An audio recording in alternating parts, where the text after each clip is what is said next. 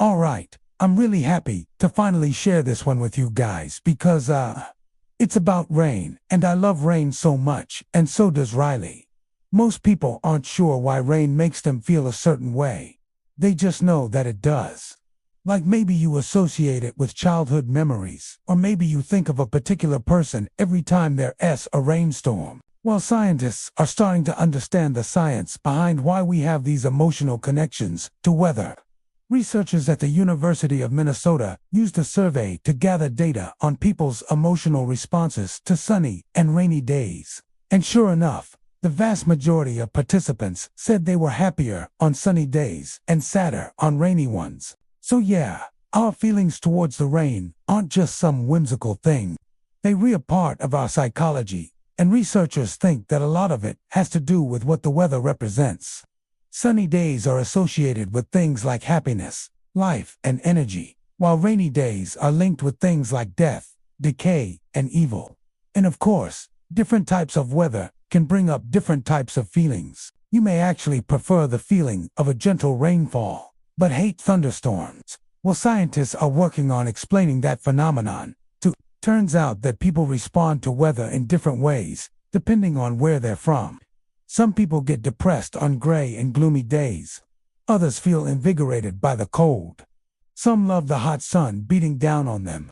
It varies all over the place. But even though we all experience these emotions differently, we also tend to react to them in the same way. On average, people reported feeling better after the weather improved and worse when the weather got worse. We seem to have a sort of negativity bias when it comes to rainy days. Scientists think this is because rainy days remind us of times of hardship that we've experienced in the past. It's almost like a built-in psychological mechanism to conserve our energy. So we go inwards and reflect when the weather's bad. But that isn't necessarily a bad thing. Psychologist John Cacioppo says that these feelings may be telling us that we should spend a gray and dreary day with ourselves, enjoying our own company instead of going out and socializing. After all, how often do you make plans with friends on a stormy day?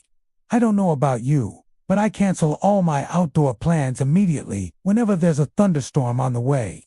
And even when there's no storm, I still prefer spending my days indoors curled up with a good book. It's just so much more cozy. The world feels quiet and still and safe. And there's just something about knowing that you're inside when the rain is pouring outside that makes it feel extra peaceful. A group of Australian researchers decided to dive deeper into how the weather influences our mood and behavior. They surveyed over 2,000 people over the course of 2 years, collecting data on how their moods change during different types of weather. Their results were similar to the earlier study in Minnesota, but they also found something a little different. People's moods weren't affected by the type of weather. If it was their favorite type, in other words, cloudy days made people happy if they liked overcast skies, and this suggests that our experiences play a big role in how we feel about the rain. Like if your favorite childhood memories are from cozy days spent indoors during storms, then rainy days will probably feel comforting to you. If your worst memories are from getting stuck in a thunderstorm without shelter, then those days might feel terrifying. And obviously, the way you feel about the rain will depend on a lot of things, including your culture and personal experiences. But there may also be a biological component to it as well. Some scientists believe that our association of negative feelings with rainy days may have to do with the fact that precipitation levels affect vitamin D production. Since vitamin D is essential to our health and our mood, when we can't get enough of it, we might start to feel depressed. Studies have shown that people living in cloudy parts of the world tend to have higher rates of seasonal affective disorder, or SAD, especially during the winter. One study published in 2019 even went as far as to link a country's suicide rates with the amount of sunlight. Researchers discovered that changes in sunlight exposure predicted changes in suicide rates across 50 years and around the world. Places that received less sunshine experienced higher suicide rates. But I don't want to dwell on the darker side of the rain today. Instead, I want to focus on how our relationships with water, whether that's a fear or a love, can teach us more about ourselves, Our connection with the rain can tell us about our relationship with our emotions, how we cope with difficult experiences, and how we process grief. So if you love the rain, you might not be alone. You may just be tapping into something primal within yourself. There's a reason that poets and songwriters have been writing about the rain for centuries. Maybe it's because we intuitively know that the rain can speak to our souls in a way that nothing else can. Hi, I'm here.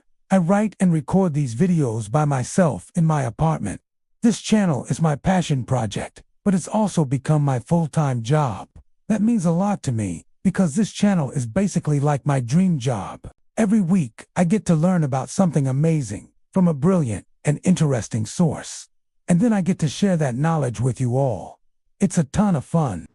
This is the first video of many that I've recorded in my new studio. I finally have a dedicated space that I can use to film, which is so exciting. My goal is to keep improving and bringing you the best quality videos that I possibly can. That's why I'm asking you for help. Would you consider supporting me on a crowdfunding platform? I'm trying to raise $10,000, and so far we've raised more than half of that. If you'd like to support this channel and help me grow, please check out the link below. You'll get access to cool perks like blooper reels, ad-free videos, and exclusive merch. I'll also be doing Q&A live streams and other events for my supporters. Thank you so much for watching and learning with me. I hope you're having a wonderful week wherever you are in the world. Morning came slowly to the cabin, not with golden rays, but with a soft, silver haze that lingered just beyond the windows. The rain hadn't stopped. It had merely changed its voice. Gentler now, more like breath than speech. A steady hush that wove itself through the trees, the walls, and even the silence inside our life. He rose from the rocking chair, joints stiff, blanket still draped over his shoulders, like a shawl of memory. The fireplace had faded to ember coals. The warmth lingered, but barely. Like the fading presence of a dream that had meant something. He reached for Anna's notebook again. There were pages he hadn't read, pages he had feared. But now, in the quiet light of morning, with the sound of rain stitching the world together outside, he felt ready. The ink had faded in some places. Water damage had kissed the corners, but her handwriting remained. Delicate and dancing, like her laugh used to be. I hope the rain finds you, one page said. Because I'm in it. I truly believe that. If love is energy, then it doesn't end. It just changes form. He touched the page with 2 fingers, as though it might pulse beneath his touch. For a moment, he thought he heard her humming again, the way she used to while making tea, her fingers tapping a quiet beat against the porcelain. A sudden gust of wind rattled the window, and something creaked beneath the floor. Elia paused. There it was again. A low groan beneath the boards, as if the cabin were shifting in its sleep. He knelt down, brushing aside the worn rug by the hearth. One plank near the corner looked slightly lifted, just enough to catch the eye if you were paying attention. His heart beat faster. He pulled at the edge. With a soft snap, the old board came free. Beneath it lay a hollow, lined with flannel, and aged with dust. And inside, bundled like a secret wrapped in time, was a stack of letters, dozens of them, tied with string, stained by age. He lifted the bundle gently, hands trembling. The top envelope had his name on it, written in Anna's unmistakable script. He sat back down. The fire crackled again, as if it, too, had been holding its breath. Letter 1.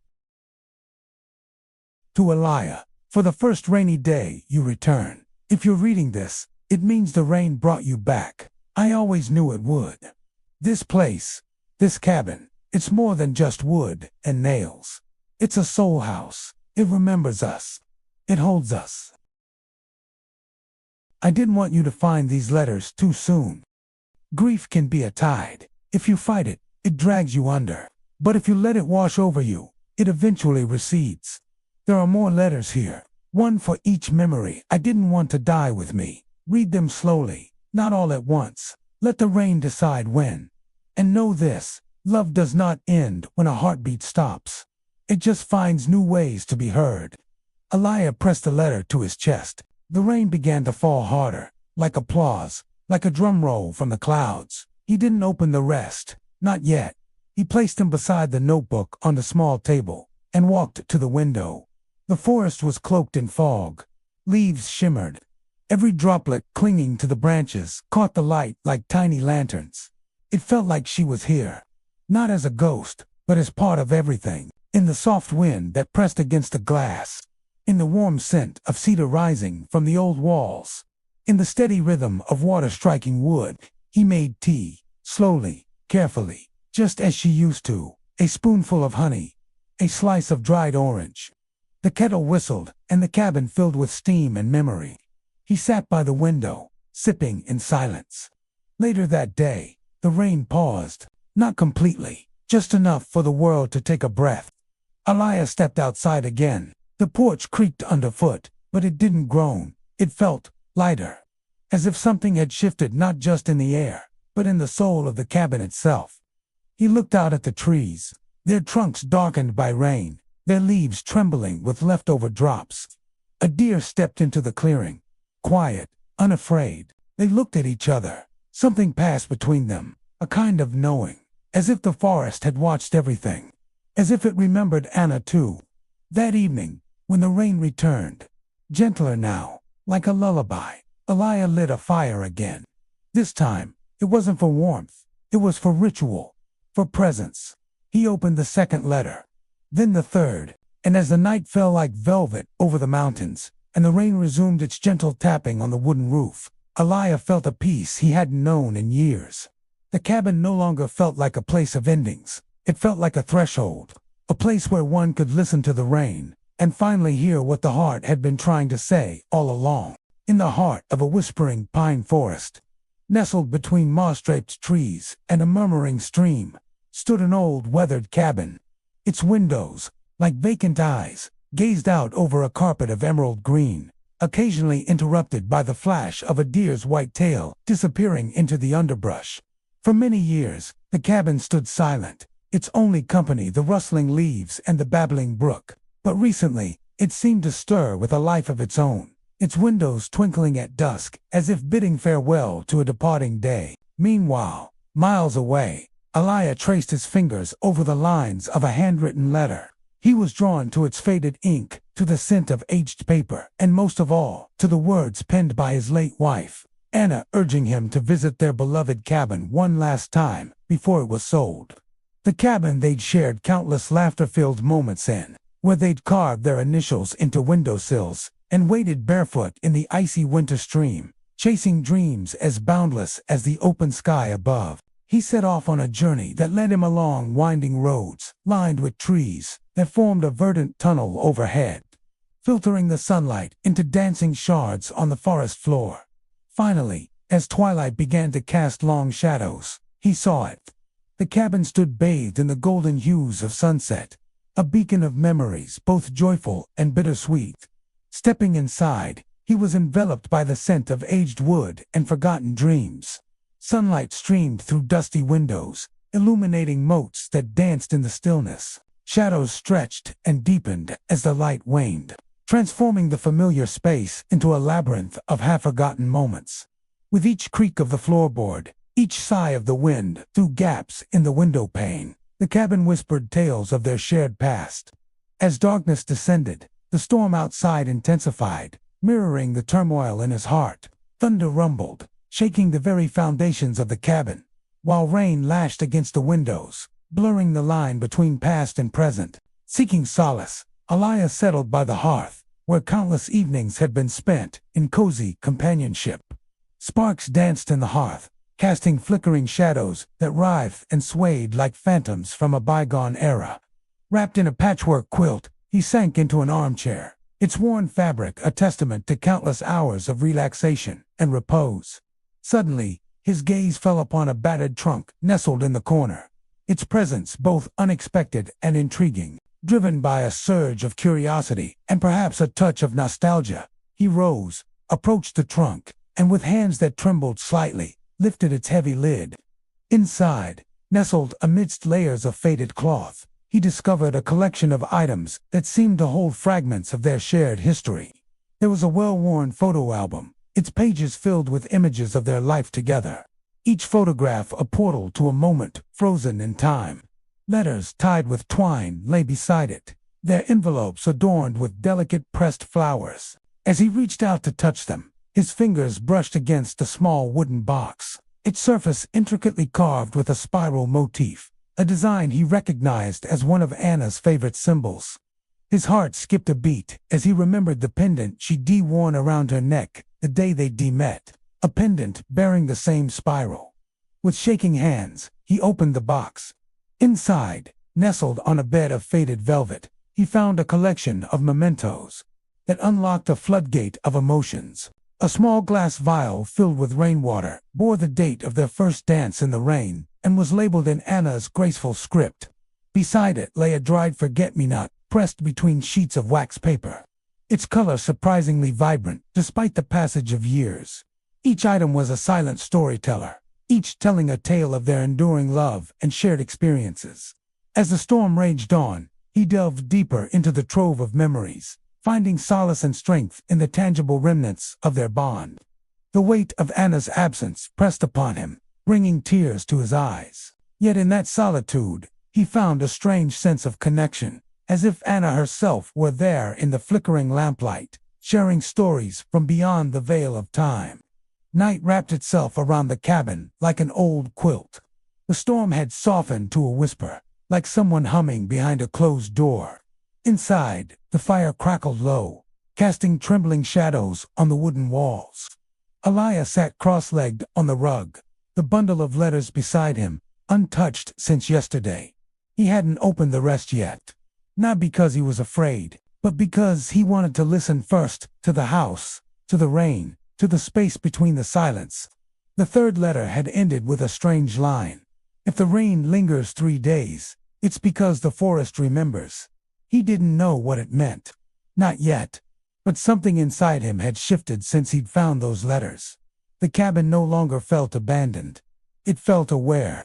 That night, as sleep tugged at his edges, Aliyah heard something he hadn't heard in years. A melody. It wasn't a tune he could hum. Not really music. More like the sound of water trickling over memory, of branches tapping in time with breath, of wind weaving through the bones of the house. It came from beneath the floorboards. He lit a candle, walked barefoot, stopped in the center of the cabin, where the floor creaked a little more than usual. He knelt.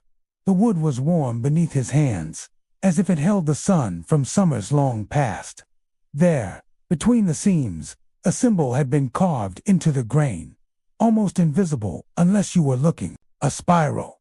The same spiral Anna used to draw when she was thinking, the same one in her notebook margins, the one on the pendant she wore the night they first met, during a thunderstorm that felt like a beginning and an ending wrapped into one. He ran his fingers over it. Something clicked. The board loosened. He lifted it, and beneath, not more letters this time, but something older. A wooden box, worn smooth with time, its corners softened like a river stone. No lock, just a small iron clasp. He opened it. Inside were objects wrapped in velvet. A small glass bottle, half filled with rainwater, dated and labeled in Anna's handwriting. From the night we danced barefoot under the storm. A dried forget-me-not, pressed in wax paper. Still blue despite the years. A photo. The two of them on the cabin steps, laughing. Rain streaking their cheeks like tears they didn't mind showing. And finally, a recording tape, labeled in faded ink. Play when the rain won't stop. Aliyah blinked hard. He hadn't thought about that old cassette player in years. But it was here, tucked behind the bookshelf, where Anna always said it belonged, because stories and music should live together.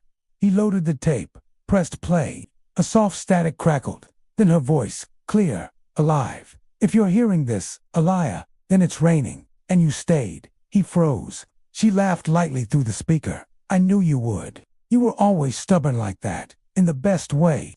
I didn't record this to make you sad. I recorded it to remind you of me, of us, of the rain that stitched us together. The tape buzzed. Rain thudded on the roof, in sync with her words. I always believed places hold memory. And this cabin, it's full of echoes. We carved joy into its walls. We spilled grief on its floor. We laughed until the stars leaned in to listen. And I want you to keep listening, Aliyah. Because the rain remembers. A pause, a breath, then a song, her voice trembling, imperfect, beautiful. A lullaby he didn't even remember she'd sung aloud, something she'd written during her final spring. Aliyah let it wash over him. His tears came without asking permission. They joined the rhythm of the rain, and the two sounds, water from the sky and water from within, became one. The tape clicked softly to an end. The candle flickered out. He sat in the dark. And for the first time in years, the silence didn't scare him. It comforted him. Because now, the silence was not emptiness. It was memory, gently folded. It was love, without form. The next morning, the rain finally stopped. The world outside shimmered. The forest dripped like stained glass. The earth was saturated with life. Leaves gleamed. Streams overflowed. The sky was no longer gray, but silver blue, like a fresh page waiting to be written on. Aliyah stepped out barefoot into the clearing. The deer was there again. This time, it didn't look at him and flee. It lowered its head, as if nodding, as if saying, "You heard her." And he had. He finally had. Back inside the cabin, he packed the letters, the tape, the photograph, the rainwater bottle. Each item placed carefully in a new box he'd carved from cedar wood. On its lid, he etched on a spiral. Then he wrote one letter of his own, sealed in an envelope, marked, "For whoever finds this cabin after the next rain." Because some stories aren't meant to stay buried. They're meant to echo. The sun returned shyly, peeking through thin veils of mist, as if unsure it was welcome. The forest glistened, fresh and blinking. The birds, quiet for days, had begun to sing again, their voices cautious and soft, as though they too were emerging from memory. Inside the wooden cabin, Aliyah stood at the threshold, the morning light resting on his face. He held the cedarwood box in his hands. The letters, the photo, the rainwater bottle, the tape. Each item now less like a wound and more like a seed, something to pass forward, something meant to grow again. The fire had burned low. The air smelled of damp wood and honeyed tea. And on the small table near the window sat a new envelope, freshly written in his own hand. For the one who finds this cabin, he wasn't sure when someone else might come. Perhaps years from now, perhaps longer. But he had decided to leave the box beneath the same loose floorboard, right where Anna had hidden her treasures, a continuation of the echo, a bridge between sorrows. He opened the envelope again, reading the letter he'd written the night before, making sure it said what it needed to say. "Dear stranger, if you're reading this, then the rain must have brought you here, just as it once brought me. This cabin holds more than timber and dust. It holds time. It holds people who are no longer here in body, but whose voices live in the creak of the floor and the rhythm of the roof. I don't know who you are. I don't need to. All I know is that if you've stayed through the storm, if you've sat quietly long enough to hear the cabin breathe, then you're someone who carries a weight, a sorrow, a silence you're learning to live with. This place helped me. Maybe it will help you too. I've left you something beneath the boards. Not instructions, not answers, but memory. It's not meant to be solved. It's meant to be felt. So listen to the rain. Let it speak. And when the time comes to leave, leave something of your own behind. A note, a thought, a song. Let the cabin remember you, too." With quiet understanding, Aliyah folded the letter, slipped it back into the envelope, and placed it gently atop the others in the box. Then he knelt, returned the spiral-marked floorboard to its place, and stood in stillness for a long time. The cabin, for once, was utterly quiet. Not the kind of quiet that shouts emptiness, but the kind that rests. That afternoon, he walked deep into the woods. It was the first time he had wandered this far since arriving. The trees towered around him, the path barely visible beneath a quilt of wet leaves. Every now and then, the wind would nudge a droplet loose from the branches, and it would fall like punctuation from the sky, a soft reminder of the storm's passing. Eventually, he reached a stream, the one he and Anna had found years ago, where they'd once built a cairn from river stones and whispered secrets to the current. It was still there. The stones had shifted over time, but the shape remained. He sat beside it and picked up a flat piece of slate. On it, he carved a message with the tip of his pocket knife. Where the rain remembers, we return. Then he placed a stone atop the cairn and watched the water carry his reflection downstream. Trembling and brief, evening came like a slow breath. Elijah returned to the cabin one last time. He brewed tea, swept the floor, opened the windows to let the scent of moss and dusk drift in. The rain didn't come back. Not tonight. But the feeling of it lingered. Not as grief anymore. Not as ache, but as presence. As companionship. As if the cabin, the forest, the spiral on the floor, they had all become part of him now. Or perhaps he had become part of them. Before leaving, he paused by the door. The same door he'd once pushed open while drenched and hollow. He looked back at the chair by the fire, the teacup near the window, the notebook still on the shelf. Then he smiled. Not the kind of smile that masks sorrow. The kind that says, I'm still here. The kind that says, she is, too. Outside, the night deepened. Mist laced through the trees like a lullaby. The stars blinked down between leaves, and inside the hidden box, nestled beneath the floor, memory waited. Not for answers, not for closure, but simply to be found by someone else, someday, who would need the rain the same way Elijah once had.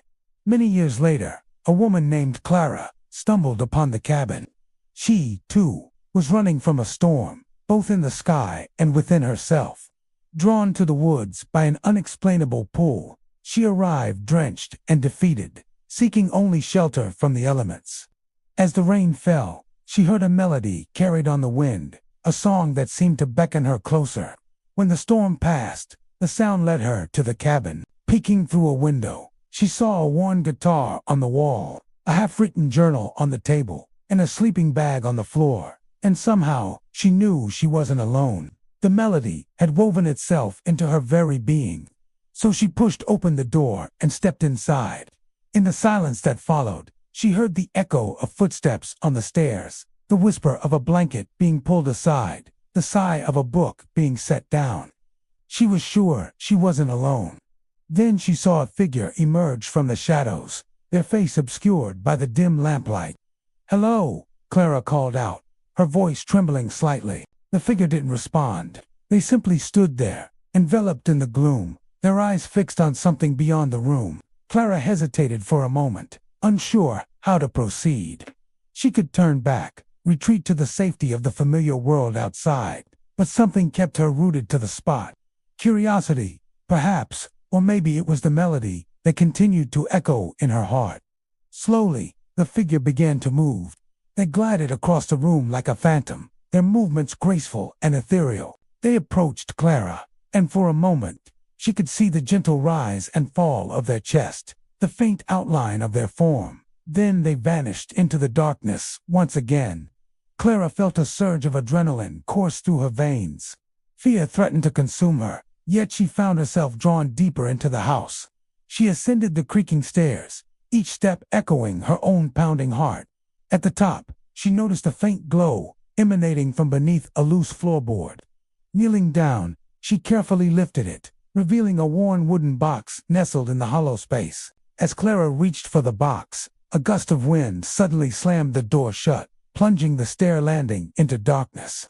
Startled, Clara dropped the box, and it lay open on the floor, revealing its contents. There was a leather-bound journal, a faded photograph of a young couple, a small bottle filled with rainwater, and a cassette tape labeled Anya.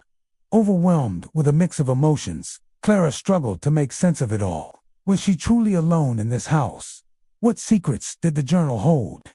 Why had the box been hidden here? And who was Anya? With trembling hands, Clara reached for the journal, its worn pages whispering stories of a love lost and found. The faded ink spoke of a deep connection between two souls, their laughter echoing through the halls of time. The photograph revealed a smiling couple, their eyes sparkling with joy, a testament to a love that defied the boundaries of life and death. The rainwater bottle offered a tangible link to the past, each drop carrying the essence of a bygone era. And the cassette tape promised a melody from a bygone time, a chance to hear the echoes of a voice that had long gone silent. As the night deepened, Clara delved deeper into the secrets of the cabin, each discovery weaving a tapestry of love, loss, and resilience. She listened to the faint strains of the old cassette player, letting the music wash over her like a soothing balm. The melody spoke of a love so profound it transcended the boundaries of the physical world. And in that moment, Clara felt a deep sense of connection, not only to Anna, but to the enduring power of the human spirit. As dawn broke, bathing the cabin in a soft golden light, Clara made a decision. She would honor the memory of Anna by living her life to the fullest, embracing the beauty of the world, and cherishing the connections she made along the way. The cabin, with its whispered secrets and echoes of the past, had become a sanctuary for her, a place where she could find solace, strength, and a renewed sense of purpose. And as she prepared to leave, she knew that a part of her would always remain there, connected to the story of Anna and the enduring power of love. Stepping out into the morning light, Clara took a deep breath, feeling the warmth of the sun on her skin and the gentle breeze tousling her hair. The world seemed new and vibrant, alive with possibility. As she walked away from the cabin, she couldn't help but glance back at the weathered walls and the roof adorned with moss. The cabin, with its silent witness to countless stories, stood steadfast and strong, ready to embrace whoever stumbled upon it next. For within its walls, there was magic woven into the very fabric of its being, a magic that had the power to heal broken hearts, mend shattered spirits, and remind weary travelers that they were never truly alone. By late autumn, the leaves had turned the color of old fire, crimson, amber, gold. They crunched beneath boots on the forest trail, whispering secrets as they gave way beneath each careful step. The wind carried the scent of pine and the coming cold, and above the valley, clouds gathered once again like an old promise returning. The cabin waited. It always did. Its shutters rattled softly in the breeze. Moss clung to the stones along its base. A single raven sat on the rooftop, unmoving, as though keeping watch. The spiral etched into the floor still held its faint glow in the firelight, unchanged by time or silence. Inside, the air was calm. Dust suspended like stars in the slanted sunlight, every wooden beam humming with memory. The floor creaked just once as the door opened. She stepped in slowly, soaked from the waist down, a worn satchel slung over one shoulder, a scarf wrapped tightly against her throat. Her name was Lena, though she hadn't spoken it aloud in weeks. She wasn't running. She wasn't even seeking. She was simply drifting, led by an instinct older than reason. And when the rain began that morning, something in her bones pulled her off the road and into the trees. That was when she saw it. Not clearly, just a shape in the mist. A place that felt like it remembered her before she ever knocked. Lena stood in the doorway, hand still on the frame. Her eyes took in the scene. The firewood, the blanket, the small shelf lined with forgotten spines. Then the chair, the hearth, the rug. Something flickered inside her, a memory that didn't quite belong to her. She didn't resist it. She simply stepped forward. When her boot crossed a spiral in the floor, she paused. Something shifted. Not in the room, in her, as if her breath had aligned with the walls, as if her heartbeat had matched the rhythm of the rain on the roof. She sank to her knees and pressed her palm to the center of the spiral, and felt warmth, not heat from the fire. Not imagined, memory. It didn't take her long to find the box. She didn't know why she searched, only that she was meant to. The cedar wood was smooth in her hands, the spiral now familiar, like an echo she had carried unknowingly her whole life. Inside, the letters, dozens now, pages curled from time, still breathing the scent of rain and ink and forest air. She unfolded them one by one. Aliyah, Anna, Mara, Thomas. Different hands, different hearts, all weathered by something invisible and human. Each voice distinct, yet somehow part of the same rhythm. She read until night fell, then lit the fire and sat beside it, her knees to her chest, the box resting in her lap. She had nothing to add. Not yet, only silence, only listening. And that, she realized, was enough. That night, she dreamed of the cabin. But not as it was. as it had been, warm, full of voices, laughter rising with the smoke, a kettle whistling, footsteps pacing across the wooden floor, a woman's voice singing softly as the rain poured outside, a man carving a spiral into the wood, not for art, but remembrance. Lena walked through the dream and felt tears in her throat. They weren't her memories, but they moved her. She woke before dawn, eyes wet, and smiled. In the early hush of morning, she found a blank page in her satchel, tore it from a notebook she no longer needed, and wrote, "To the one after me. If you're reading this, then you've heard it too. The rain, the silence, the breath of the wood around you. I came here not to find anything, but something found me. A gentleness, a voice beneath the noise, a reminder that quiet is not the same as loneliness. You don't have to write anything. You don't have to understand why you're here. Just know, you are not alone. Not now, not ever. The rain remembers for us. With love, Lena." She folded the letter carefully and returned it to the box. Before replacing the floorboard, she whispered, "Thank you," though she wasn't sure to whom. The cabin, the others, the rain. It didn't matter. All of them, perhaps. She stayed one more day. Boiled tea from herbs she carried in her satchel, slept deeply, dreamlessly, and when she left the next morning, she stepped into the mist without hesitation, not lost anymore, just in between. A woman transformed by silence, by spiral, by storm. That afternoon, clouds broke open again. Rain fell steadily, patiently, tender as breath. The spiral on the floor warmed faintly, and somewhere inside the grain of the wood, the memory of Lena's hands joined the story.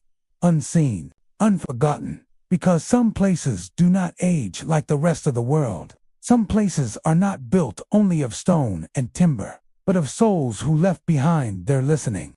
The cabin was one of them, and the spiral kept turning, waiting for the next knock. The rain returned weeks later, quietly, without thunder, like a friend who slips into a room without needing to knock. It fell on the treetops, ran down the bark, soaked into the moss, and traced old lines in the stone path that led to the cabin. The wooden house stood just as it always had, silent, listening. But something was different now. Inside the cabin, beneath the creaking rafters and the warm breath of cedar, a letter rested gently atop the cedarwood box beneath the floorboards, ink still fresh, paper folded once. It was Mara's letter. Small, quiet, like a single whisper in a long song. "I don't know what brought me here," she had written, "but I know I was meant to stay. If only for a night. This cabin feels alive, not haunted, but held. Someone loved here, someone grieved here, and because of that, someone like me could rest here." She had left at sunrise, her boots wet with dew, her heart less heavy. She didn't know where she was going next, only that she could go. And now, the rain came again, not for her, but for someone else. It was just after dusk when the next stranger arrived. He was older, weathered, a map maker by trade, though his eyes looked more like those of a man searching for something he had once drawn and lost. His name was Thomas, and he had followed no trail, only instinct and rain. He didn't expect to find the cabin. It simply appeared through the mist, the way dreams sometimes do. One moment, there was only trees and fog. The next, the outline of a porch, a crooked lantern, the scent of smoke long since gone. He paused at the steps, put a hand on the rail, closed his eyes, and felt something. Not air, not wind, not memory exactly, but presence. He stepped inside. The floor groaned in welcome. The window panes fogged gently from his breath, and in the center of the room, lit by the last light of day, sat the same rocking chair, the same fireplace, the same shelf of forgotten books and stories that refused to end. He knew, somehow, to look beneath the floor, and when he found the box, opened it, read the letters, first Elias, then Mara's. He didn't cry. He smiled, then, slowly, sat down and added his own. "Dear keepers of the rain, I am not grieving, not exactly, but I've been lost for a long time, not the kind of loss that maps can fix, the kind that comes from forgetting what you were once meant to be. And here, in this strange, soft breathing place. I remembered. Not a fact, not a location, but a feeling. The feeling of listening. The feeling of being heard. So I'll leave this letter here, for the next who comes. Not as a guide, not as a lesson, just as proof that you were never the only one. The rain sees, the cabin remembers, and somewhere in the quiet, you will too. The fire he lit that night burned bright, crackling with a kind of joy. Outside, the rain fell with steady peace. No urgency, no pain, only rhythm, only song.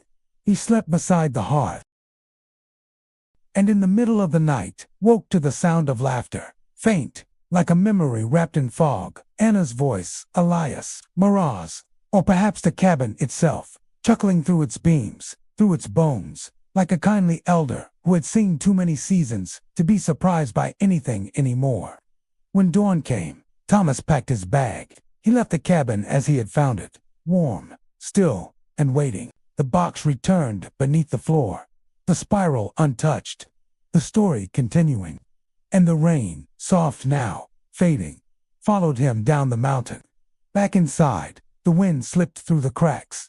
The floorboards hummed. The spiral glowed faintly in the light of morning, and in the silence, if one listened closely, one could almost hear a layered whisper.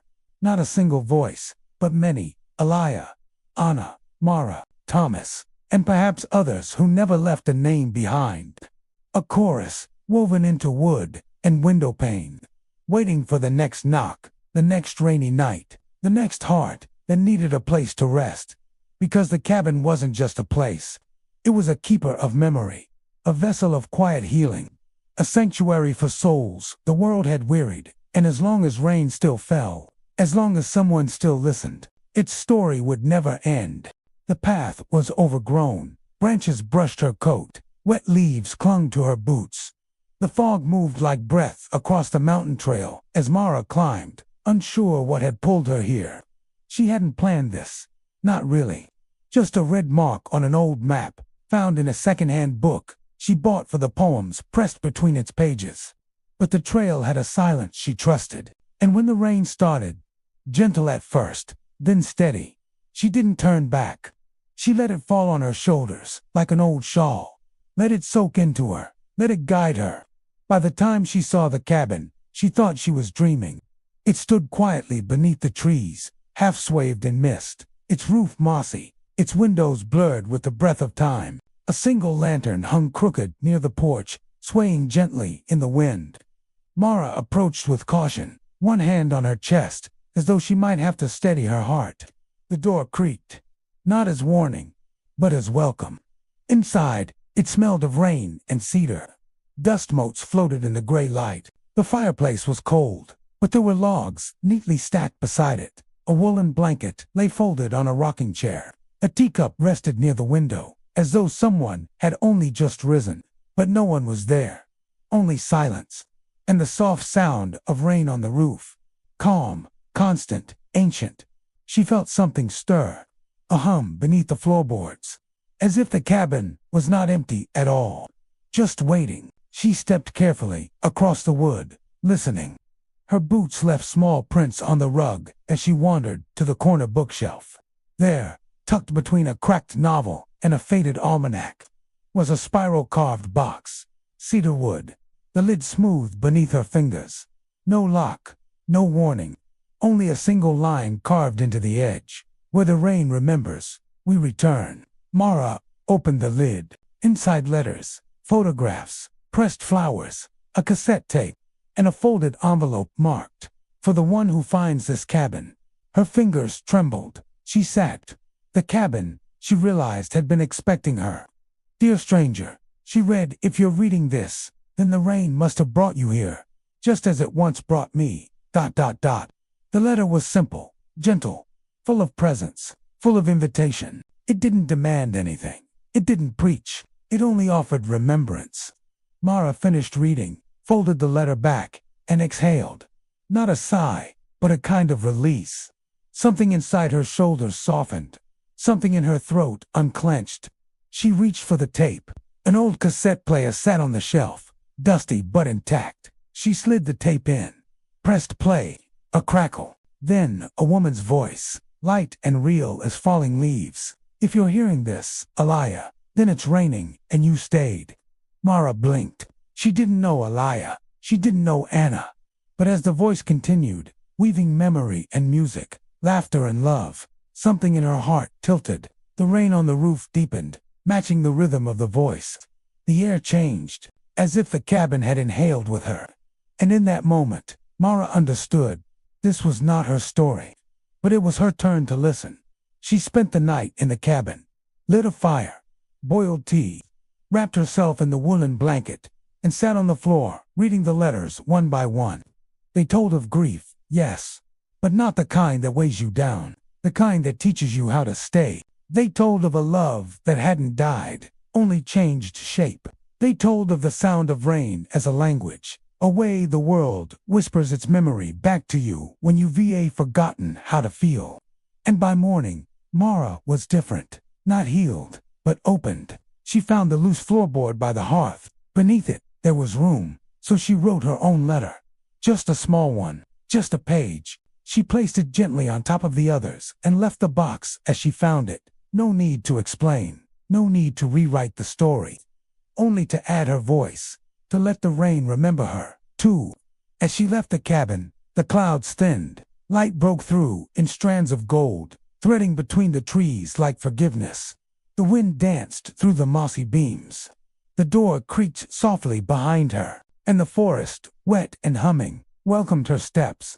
She didn't look back. She didn't need to. She would return, or maybe not, but someone else would, because the rain never forgets. And the cabin, always listening, would still be there. The rain had grown quiet again, not gone, just gentler. It whispered instead of spoke, danced instead of wept. Outside the cabin, mist hung low over the pines, and the creek down the hill murmured its song to the rocks. It was the kind of morning that made the world feel half asleep, and yet, within the cabin's old walls, something had stirred. The box was heavier now, not with weight, but with memory. There were more letters, more names, more voices folded gently into paper and tucked away beneath the spiral-marked board. The floor creaked softly, as if it, too, were stretching, waking from the long sleep between visitors. And now, someone new had come. His name was Isaac. He was quiet, not because he had nothing to say, but because he no longer trusted words to hold what he felt. He had spent months walking, no destination in mind. Only the weight of a question in his chest that no one could answer. Why do we carry sorrow like a shadow instead of letting it go like rain? It had rained for 2 days straight when he saw the cabin. Just a shape at first, half lost in mist, standing still among the trees. He stood at its threshold for a long time, hat dripping, boots sinking into the mossy ground. When he stepped inside, the door welcomed him with a low sigh. The room smelled of wet wood and ash. The fire was long dead, but the hearth was ready. A few logs waited. So did the rocking chair, the rug, the shelf, the silence. Isaac said nothing. He moved slowly, as though afraid his footsteps might wake a sleeping memory. And then, like every other before him, he found the spiral, and the box, and the letters. He read them in silence, one by one, eyes catching on words like roots in a forest path. You are not alone. The cabin remembers. The rain speaks for what we cannot say. If you're reading this, stay a while. There is no map for grief, only shelter. We listened. Now it's your turn. He paused at Lena's letter, read it twice, then closed the box, sat by the hearth, and stared at the cold ashes for a long time. Outside, the rain thickened, not wild, just full, as though the sky had something left to say. That night, Isaac lit the fire. He made tea from herbs he found near the stream. He left his coat by the door, his boots near the rug, and sat in the quiet with a stillness that had taken him months to find. He didn't write anything. Not yet, but he stayed, and in the staying, something softened.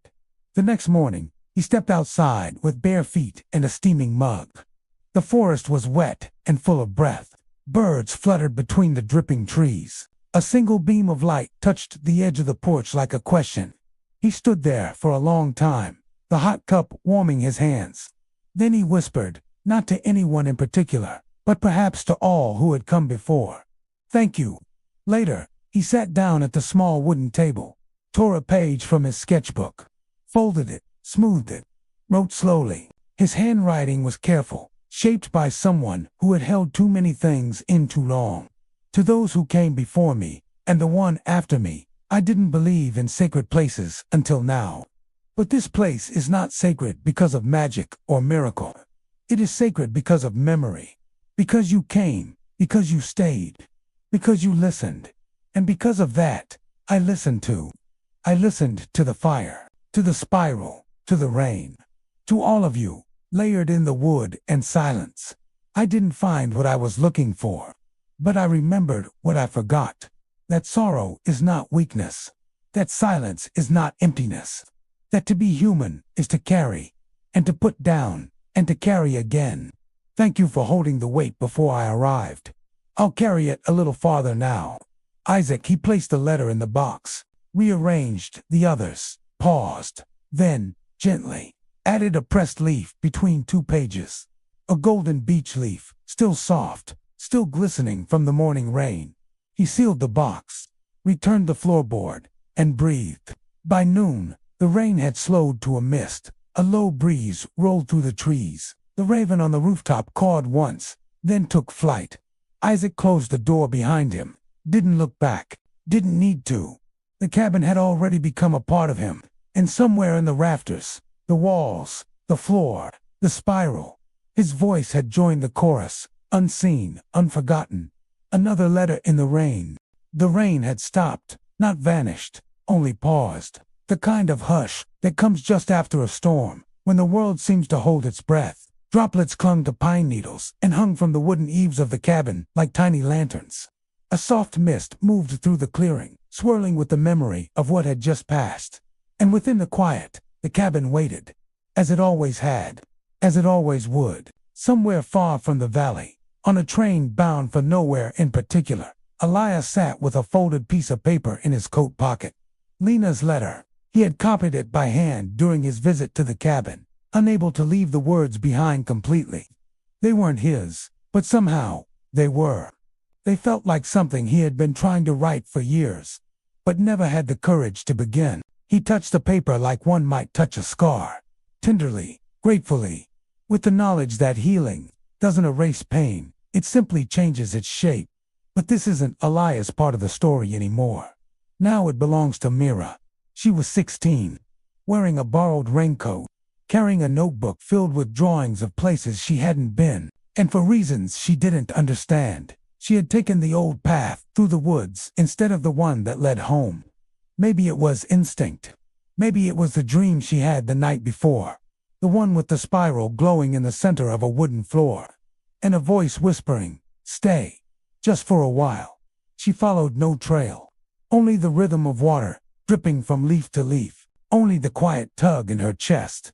And then, there it was. The cabin, half hidden, half waiting. Myra stepped onto the porch with a strange certainty, as though her body had walked here before, even if her mind could not recall it. The door creaked open without resistance. She blinked once in the dim light. It smelled like ash and cedar, like moss and memory. She closed the door behind her and stood still. Something deep inside her, something unspeakable and wild, sighed in relief. She took a step forward, then another, and then she saw the spiral. She knelt beside it and reached out a hand, tracing the lines in the wood with the tip of her finger. No glow this time, no thunderous sign, just warmth, the kind that lives in the center of a held breath, the kind that says, "You are safe. You are allowed to stop running." She found the loose board, lifted it, found the box, the weight of many lives tucked into a simple wooden chest. She didn't open it right away. Instead, she sat by the fireless hearth and stared into the quiet.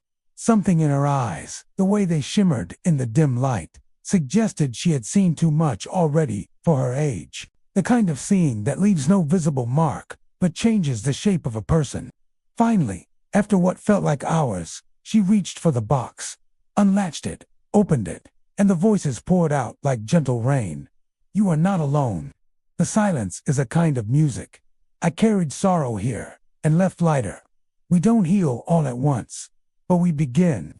This place remembers what you're afraid to forget. Myra, read every word, even Isaac's, and when she reached the end, she added nothing.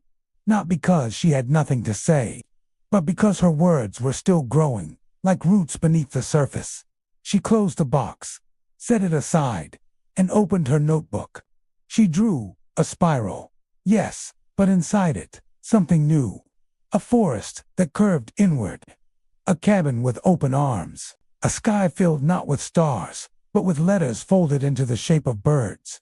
Each one carried a message. Each one had flown from the chimney into the world, and somewhere far away, someone else was looking up, wondering if they, too, were meant to find a wooden cabin in the rain. When dusk came, Mira lit a single candle. She curled up in the corner, with her raincoat still wrapped around her, and listened, not to voices, not to footsteps, but to the deep, slow echo that filled the room, even in stillness. The echo that remained after all the visitors had gone. The echo that said, we were here, we loved, we hurt, we healed, we listened. She fell asleep with a pencil still in her hand, and dreamed of birds made of letters gliding across a silver sky. When she woke the next morning, she left a single drawing inside the box. No words, just an image. The cabin nestled in mist, a spiral carved into the floor, and above it all, a small bird mid-flight. She closed the box with care, and whispered, I'll come back, not because she needed to, but because she wanted to. Because the echo wasn't something to escape, it was something to carry. Softly, like rain in your palms. That day, as Mira disappeared into the trees, the first raindrops began to fall again, and deep within the floor, beneath the spiral's quiet glow, the cabin listened, waiting, not for a person, but for a moment. The next knock, the next breath, the next echo to join the rest. The rain returned like an old friend, not loud, not heavy, just present, falling through the trees, brushing the leaves, tapping gently on the wooden roof. Inside the cabin, the silence was not empty. It was full of echoes, of breath, of stories that no longer needed to be told aloud. The spiral in the floor no longer glowed, but it didn't need to. Its memory had taken root in the grain of the wood, in the warmth of the hearth, in the hush that lingered after the fire died. And on this final morning, the cabin dreamed. In its dreaming, it remembered them all. Lena, who came with grief wrapped in silence. Elia, who left with words he hadn't known he'd written. Isaac, who stayed just long enough to forgive the world. Myra, whose drawing had no words, and didn't need them.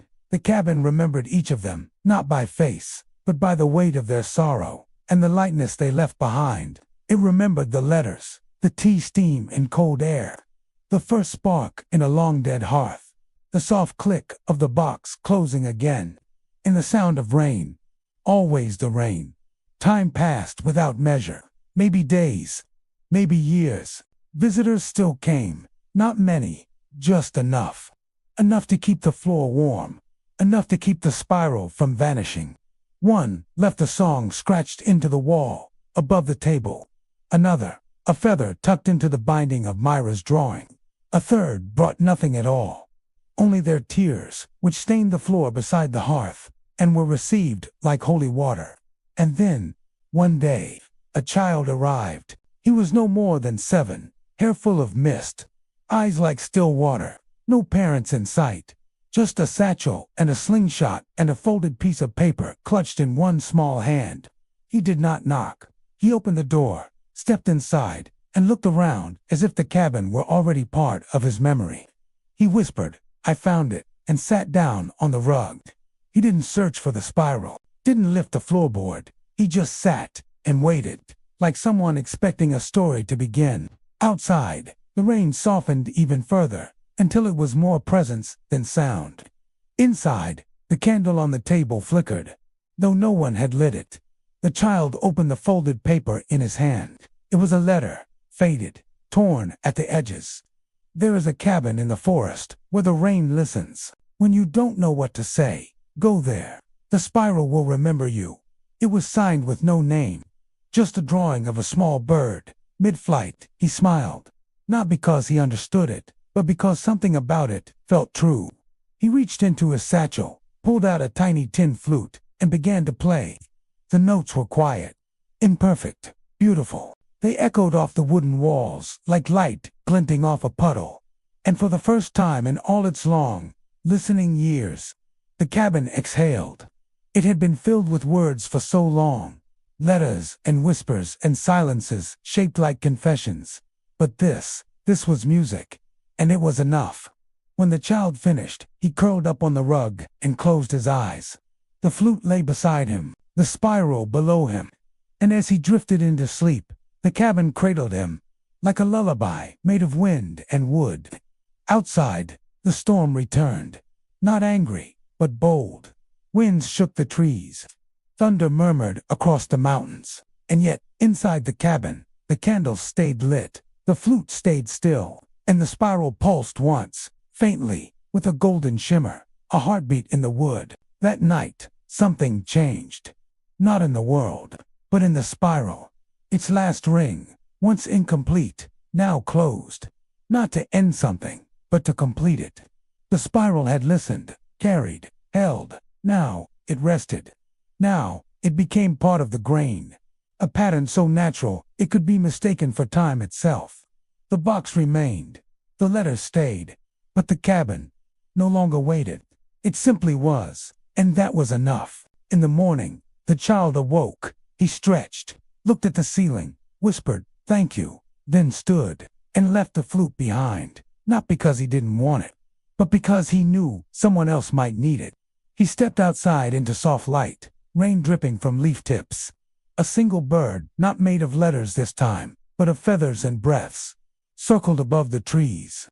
The child waved to it, then disappeared down the path, his footprints swallowed gently by moss. The cabin remained. It always would, not as a place on a map, but as something you feel when rain touches your shoulders and you remember someone else's story as if it were your own. The spiral never vanished. It lives in every quiet moment that follows grief, in every breath taken after the tears have dried, in every word written that helps the next soul breathe easier. It lives in you, now. Just listen. The rain will tell you when it's time to return.